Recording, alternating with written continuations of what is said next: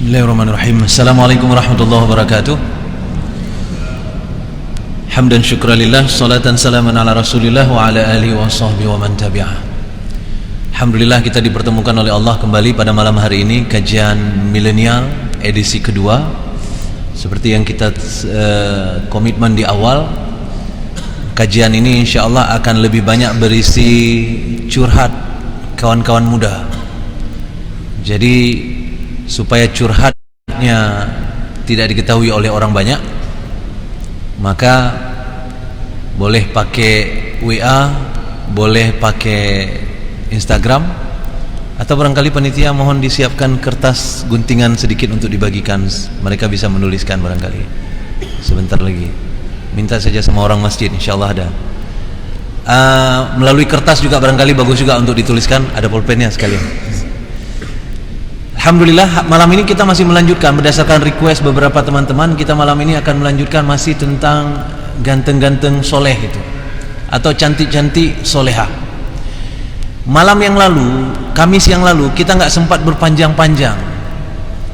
Karena itu saya malam ini akan berdalil dengan beberapa ayat Al-Quran sekitar 10 menit. Tapi setelah itu kemudian kita akan membahas pertanyaan teman-teman sekalian. Ada ayat di dalam Al-Quran di surat Al-Hijr. Kata Allah, وَلَقَدْ خَلَقْنَا الْإِنسَانَ مِنْ صَلْصَالٍ مِنْ حَمَإٍ مَسْنُونٍ وَالْجَانَّ خَلَقْنَاهُ مِنْ قَبْلُ مِنْ نَارِ السَّمُومِ. Kemudian itu tadi dua ayat bicara tentang sungguh Allah menciptakan manusia dari tanah kering, tanah liat, hitam yang diberi bentuk. Kemudian jin sebelumnya sudah diciptakan oleh Allah dari api yang menyala. Kemudian Allah mengatakan, wa idz qala rabbuka lil malaikah. Kemudian Allah berkata kepada malaikat, wa idz qala rabbuka lil malaikati inni khaliqum basyara. Aku akan menciptakan tubuh, kata Allah. Inni khaliqum basyara. Tubuh inilah yang nanti akan kita nilai ganteng atau cantik. Ketika Allah bicara basyara, maka ini betul-betul yang Allah bicarakan adalah fisik, ya. Inni khaliqum basyar min salsalim min hama'im masnun. Dari tanah liat, tanah kering, tanah hitam yang diberi bentuk tadi. Kemudian Allah mengatakan fa iza sawaituhu, dan setelah fisik itu disempurnakan oleh Allah, fa nafakha fihi ruhihi min ruhi. Kemudian Allah akan meniupkan ke dalam orang itu ruh yang diciptakan oleh Allah. Atau bahkan di dalam beberapa ayat yang lain diterjemahkan sebagai ruh Allah. Ruh kepunyaan Allah itu ditiupkan ke dalam. Intinya apa? Itu sebabnya semua kita memiliki ruh yang soleh ketika kita terlahir ke dunia. Karena ruh itu suci sebenarnya. Itu minggu lalu kita sudah bahas tuh, ya. Tapi kegantengan, kecantikan itu beda-beda orang, beda ditaruh sama Allah. Kenapa demikian? Yang pertama, karena beda-beda orang beda jihadnya. Itu yang pertama. Yang kedua, karena sebenarnya beda orang beda pandangannya terhadap kecantikan. Kalian tahu nggak, di Cina itu orang menganggap orang yang cantik itu yang kecil kakinya. Kakinya kecil, cantik. Jadi nggak ada cerita pasang di Facebook wajah. Yang dipasang di IG bukan wajah tapi kaki. Baru nanti komen, cantik banget kakinya. Ya. Kalau di Cina, tapi memang itu Cina tradisional. Jadi yang dijadikan ukuran cantik itu kaki kecil. Di Burma yang dijadikan ukuran cantik itu leher panjang, ya kan? Ada di daerah Dayak kalau nggak salah, itu yang dijadikan ukuran cantik itu telinga yang menjuntai ke bawah. Sehingga mereka berusaha untuk menaruh logam di sini supaya terkesan panjang, dan itu cantik, ya. Coba bayangkan kalau ada orang Aceh yang telinganya kayak gitu, entah cantik entah enggak, Allah alam, ya. Kalau di beberapa daerah di Afrika, orang cantik itu adalah yang gemuk. Sementara di Amerika yang cantik itu yang skinny, yang kering kerontang, tinggal tulang, itu cantik. Di Indonesia yang cantik itu yang putih, Di Eropa yang cantik itu yang hitam. Capek kan? Karena itu di Indonesia yang paling laku itu krim pemutih. Betul nggak? Saya nggak pakai, tapi jangan kira nanti karena saya kulitnya kurang putih saya pakai. Enggak ya. Di Indonesia yang paling laku krim pemutih. Di Eropa yang paling laku namanya Sonnenbed. Tahu nggak Sonnenbed itu apa? Sonnenbed itu adalah kapsul, yang dalam kapsul itu disinari dengan UV di dalamnya. Orang nanti akan datang, itu biasanya di salon. Saya lihat sendiri soalnya itu.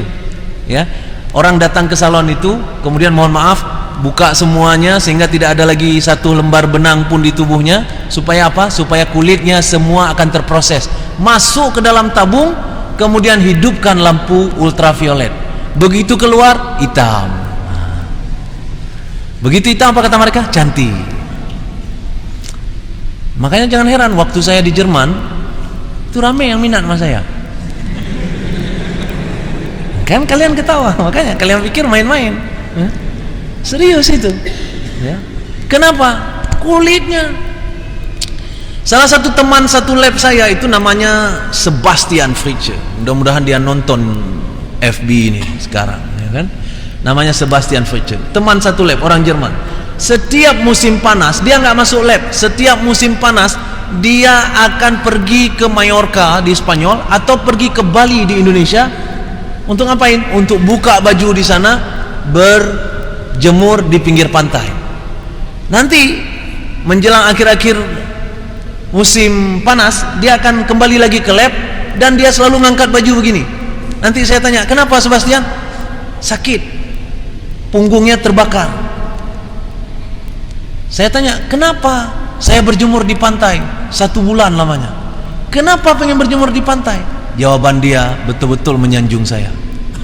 Kata dia, aku ingin kulit seperti kamu. Dalam hati saya, kami di Indonesia, kami pengen kulit seperti kamu. Itulah sebabnya Allah ciptakan kita beda-beda. Karena memang perspektif manusia tentang ganteng, tentang cantik itu beda. Ada orang yang memikirkan ganteng itu karena hitam, ada yang putih, ada yang ada jenggotnya, ada yang ada kumisnya, ya kan? Saya tanya sama istri saya, kenapa kamu mau sama saya? Jawaban dia sederhana aja, karena kamu hitam. Ternyata dia termasuk tipe yang suka pada yang hitam. Saya suka sama yang putih, ya cocok kan? Jadi kondisinya Bashar itu diciptakan oleh Allah beda-beda. Kenapa? Karena yang pertama tadi memang beda persepsi satu orang dengan orang lainnya. Yang kedua, karena masing-masing orang diciptakan oleh Allah dengan jihad yang berbeda-beda. Orang hitam beda jihadnya, orang putih beda lagi jihadnya, orang pesek beda jihadnya, ada orang yang matanya besar beda lagi jihadnya, ada orang yang giginya jarang beda jihadnya, dan seterusnya dan seterusnya. Disitulah yang kita nilai oleh manusia dengan ganteng atau cantik. Tapi yang suka melihat cantik atau ganteng itu manusia. Allah gimana? Kata Allah dalam salah satu hadis Rasulullah SAW yang menyampaikan kepada kita, Innallaha la yanzuru ila suwarikum wala ila amwalikum walakin yanzuru ila qulubikum wa a'malikum. Sesungguhnya Allah, kata Nabi SAW, sesungguhnya Allah tidak tertarik untuk melihat penampilan kamu. Seganteng apapun kamu itu nggak tertarik Allah. Allah tidak tertarik dengan pakaianmu, Allah tidak tertarik dengan gantengmu, dengan sisir rambutmu. Jujur, waktu saya muda itu rambut adalah sesuatu yang saya urus berjam-jam. Dibuat gini, nanti begitu lepes, alah, buat lagi. Jadi luar biasa itu habis waktu untuk rambut itu. Tapi Allah tidak tertarik dengan itu.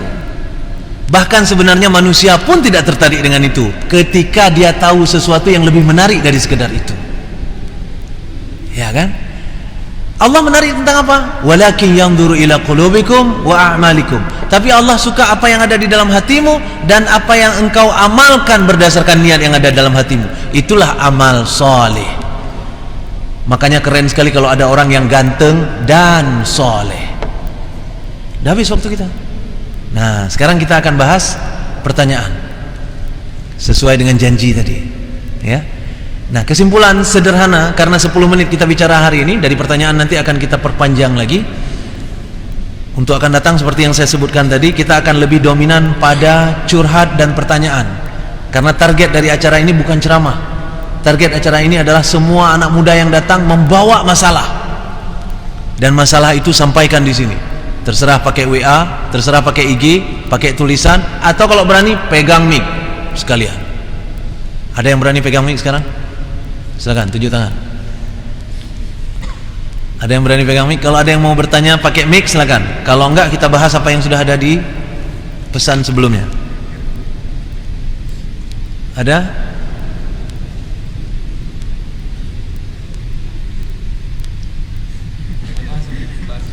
Hah?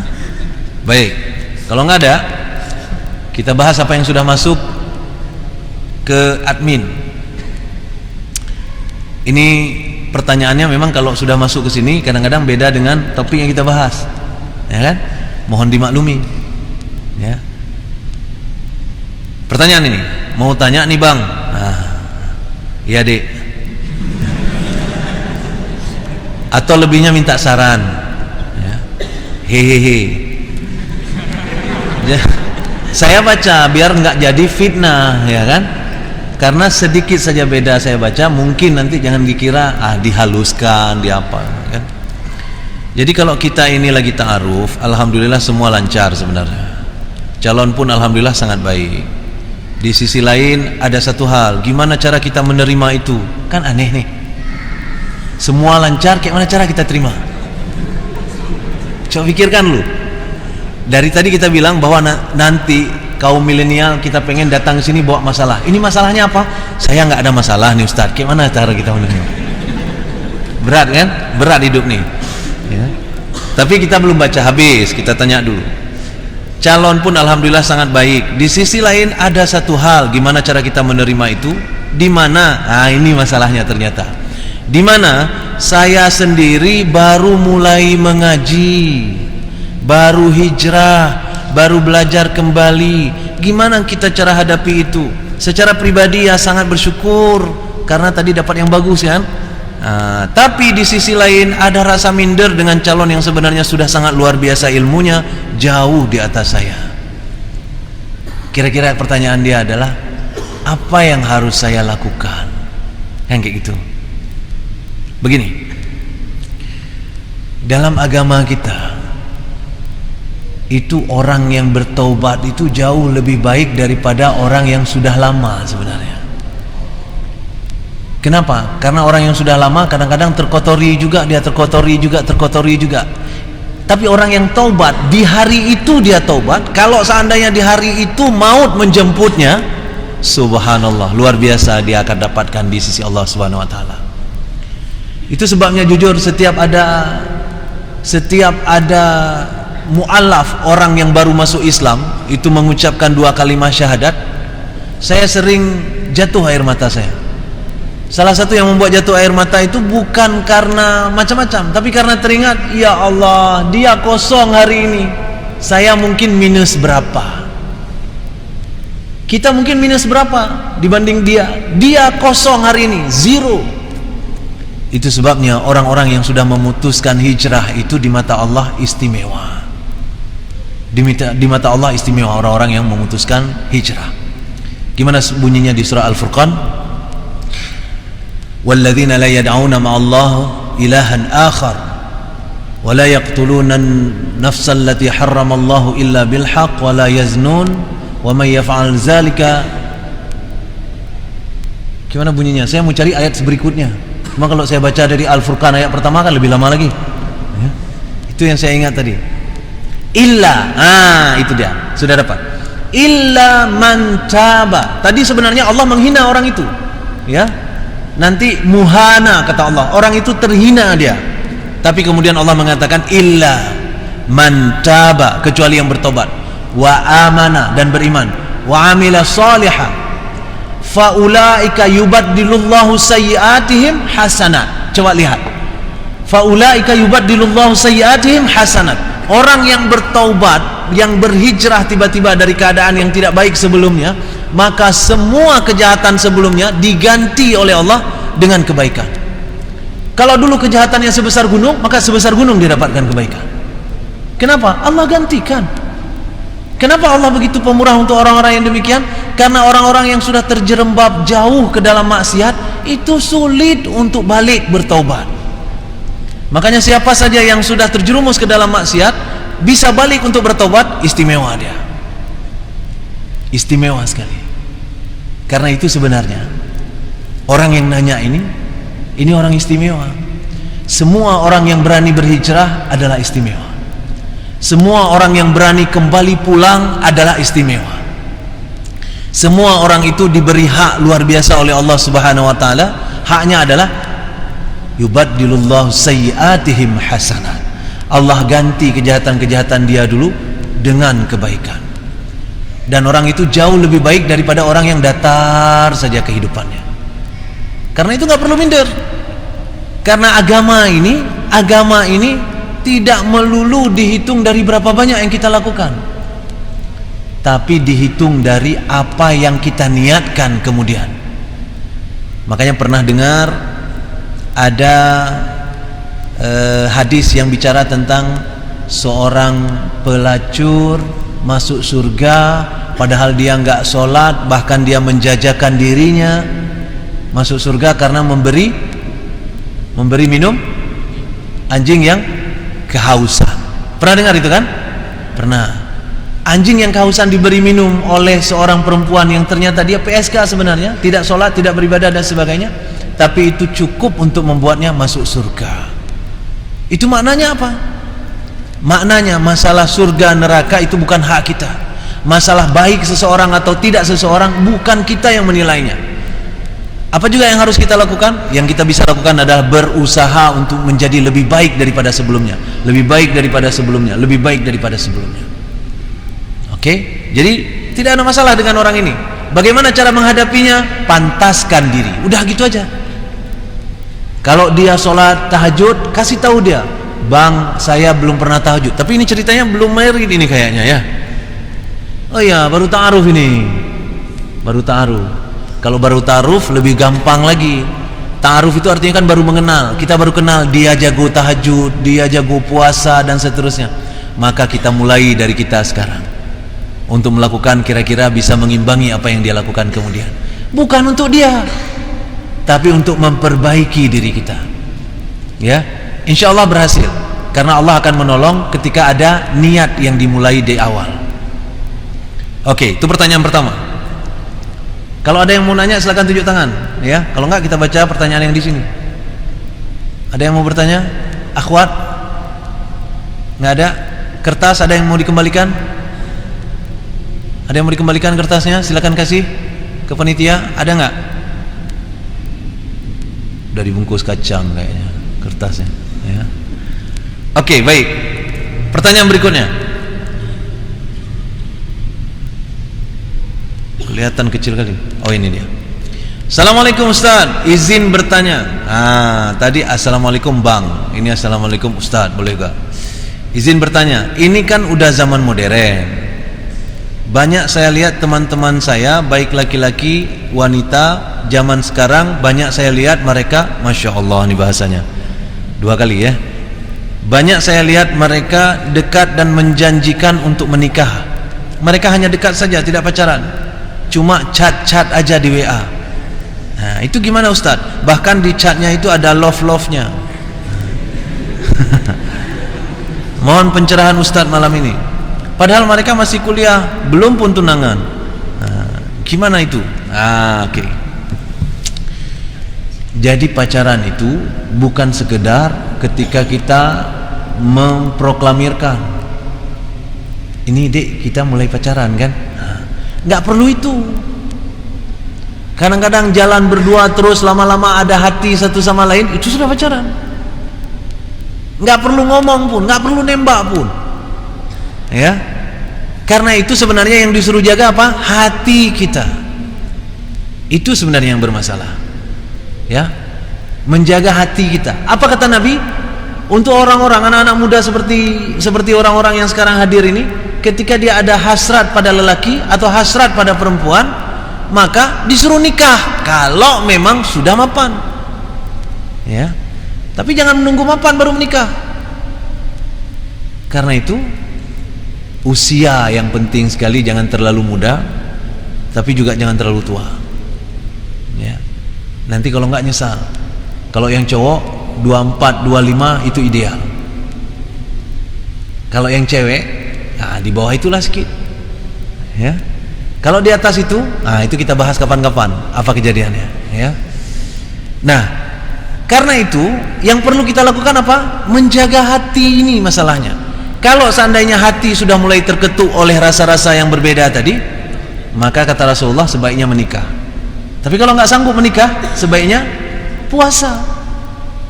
Puasa itu betul-betul menolong kita. Boleh coba. Dan alhamdulillah anak-anak muda sekarang ini sudah banyak sekali yang memulai puasa Senin dan Kamis. Saya lihat setiap dibuat buka puasa bersama di bawah Senin dan Kamis, ramai orang datang. Itu entah memang semua puasa atau apa. Pokoknya setiap ada buka puasa bersama, ramai kali datang. Saya tanya selalu pada panitia, cukup enggak nasinya? Enggak, katanya. Selalu enggak cukup nasinya. Sehingga buka puasa berikutnya kami tambah lagi nasinya.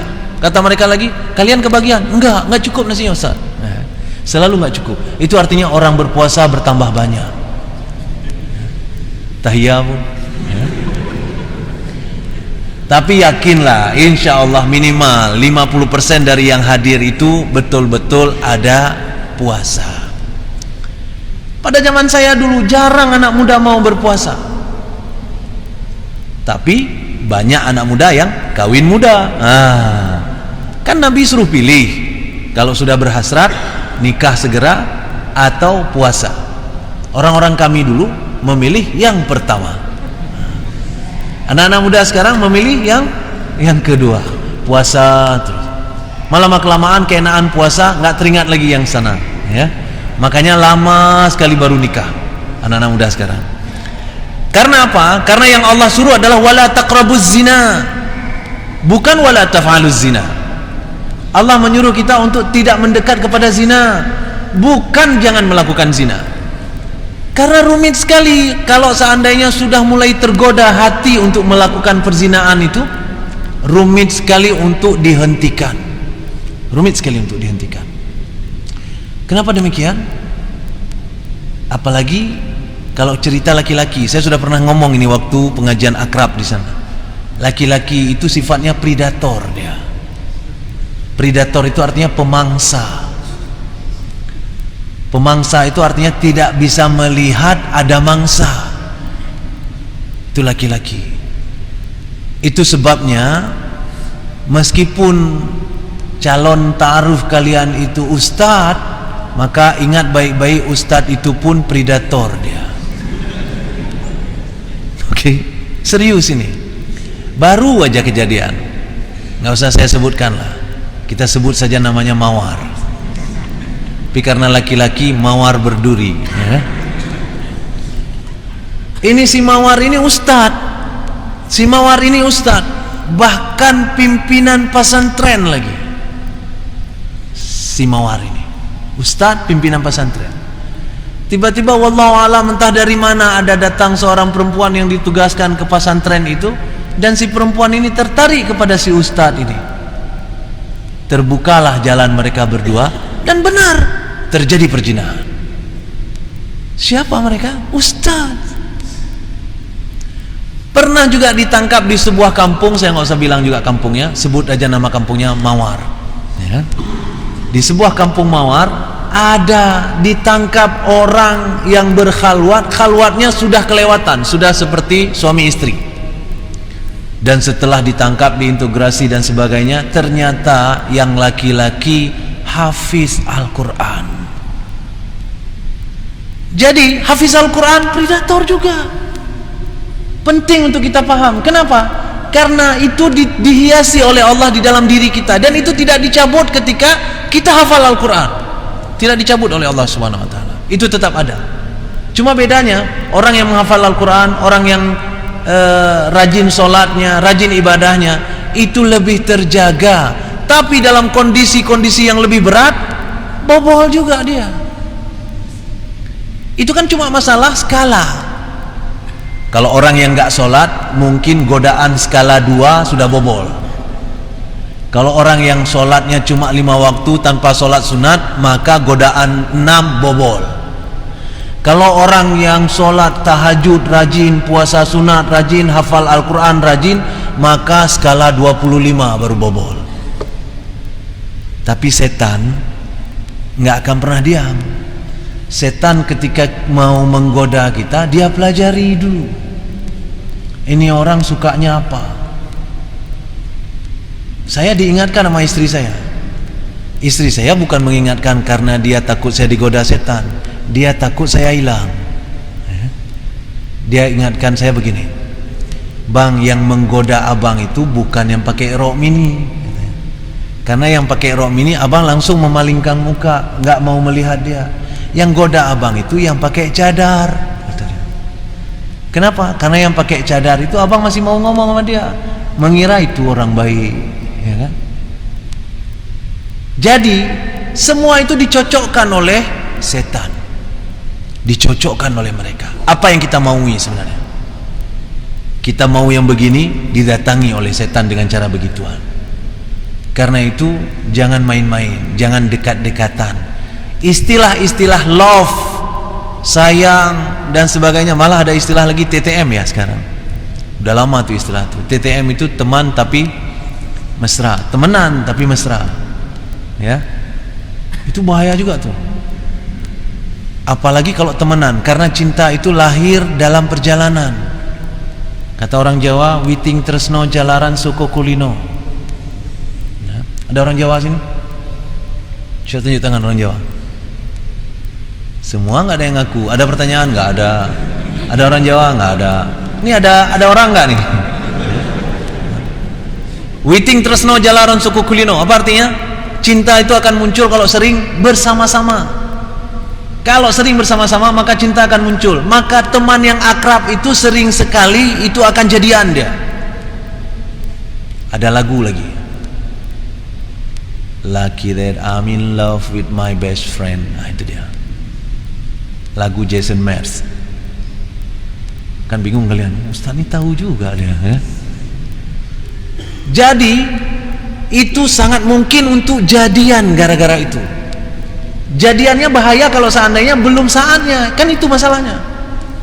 Lama-kelamaan kredit juga. Ya, kredit pelan-pelan. Kredit pelan-pelan sampai kemudian kebablasan. Karena itu cara paling bijak adalah kalau memang sudah berkeinginan nikah atau puasa dulu, nikah kemudian. Ya. Jadi temenan bukan pacaran tapi mesra, itulah pacaran. Ya, temenan tidak pacaran tapi pakai love chattingnya, itulah pacaran. Ya, itulah pacaran. Jadi kondisinya tidak ada beda sebenarnya. Ada lagi pertanyaan? Nggak ada? Ada pertanyaan baru? Banyak. Mana? Saya offline ini. Kasih ke sini nih. Masih ada waktu 5 menit lagi.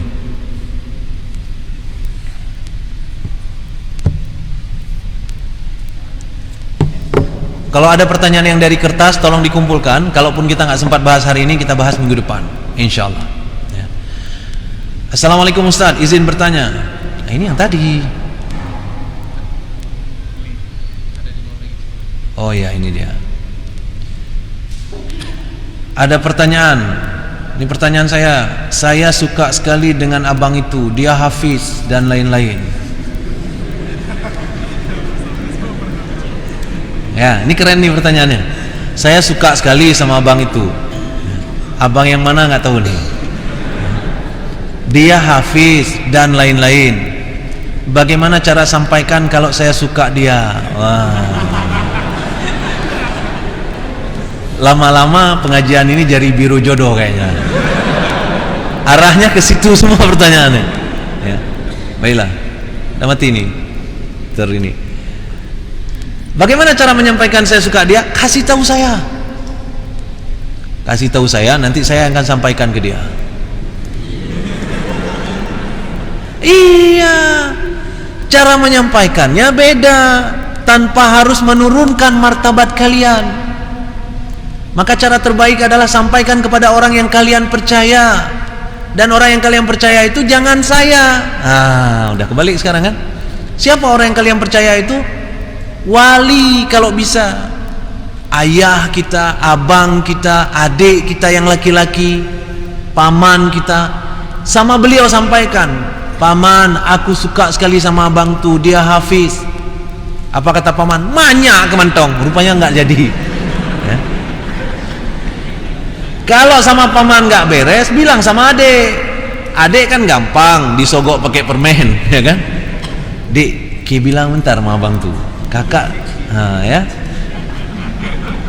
Cara bilangnya nanti bukan berarti kakak saya suka sama abang, bukan begitu. Saya sudah pernah menjalankan yang beginian. Bagaimana cara menjalankannya? Ada yang bilang ke saya, yang perempuan ngomong ke saya, Ustadz, saya berminat sama abang yang itu. Minta tolong Ustadz yang buka jalan untuk ta'aruf. Apa yang saya datang? Saya datang dulu ke abang itu, ngomong-ngomong panjang lebar, duduk ngopi beberapa kali, sehingga saya tahu dia sudah siap nikah atau masih mau ngapain. Kalau dia belum siap nikah, saya buat dia siap nikah. Saya pancing-pancing, ini umur udah agak tua kayaknya, udah ada baru, dan sebagainya dan sebagainya. Kalau dia bilang, iya sih Ustaz, pengen nikah juga, itu jangan pada detik itu terus sama saya ada. Jangan. Nampak sekali mau jualan, ya? Jangan langsung pada saat itu. Itu yang saya lakukan. Itu yang saya lakukan. Begitu dia bilang, iya sih Ustaz, udah pengen nikah ini sebenarnya, umur sudah segini dan sebagainya. Oke, nanti kita lihat-lihat lah. Kalau ada nanti saya kasih tahu. Seminggu kemudian kita WA dia, ya. Gimana? Ini ada nih. Boleh Ustaz, gimana orangnya? Ciri-cirinya orangnya nggak tersebut. Ya kan? Nanti kapan orangnya tersebut? Ketika si cowok ini bilang gini, tapi mau nggak dia sama saya? Itu aku yang urus. Padahal yang itu udah lama kali nunggu. Kan dia nggak tahu. Kapan dia bocor ini? Ketika mereka jadi, baru mereka bilang, sebenarnya bang, adik kan udah lama kali. Itu urusan mereka lah. Ya, kan nggak mungkin saya masuk ke kamar mereka lagi. Itu udah urusan orang itu. Jadi insya Allah ada cara. Tapi jangan buru-buru ke ustadz, jangan buru-buru ke orang-orang lain, tapi mainkan dulu dengan wali kalian. Kenapa? Karena banyak kejadian ketika seorang perempuan minta sama ustadz untuk dita'arufkan, akhirnya perempuan itu jadi sama ustadznya. Serius, banyak kejadian, ya kan? Karena itu saya nggak mau begitu, ya, nggak mau begitu. Itu sebabnya sebaiknya jangan ke ustadz dulu. Sudah azan, insya Allah minggu depan kita sambung kembali, dan topiknya pantau saja IG-nya, ya. Insya Allah di situ nanti para panitia akan mensurvei topik yang cocok untuk minggu depan. Lebih kurang mohon diperbanyak maaf, mohon maaf karena pertanyaannya masih banyak belum sempat terbahas. Insya Allah kita tetap jadi arsip dan kita akan bahas dia akan datang. Hadanallahu wa iyyakum ajmain. Subhanakallah wa bihamdika asyhadu an la ilaha illa anta astaghfiruka wa atubu ilaik. Assalamualaikum warahmatullahi wabarakatuh.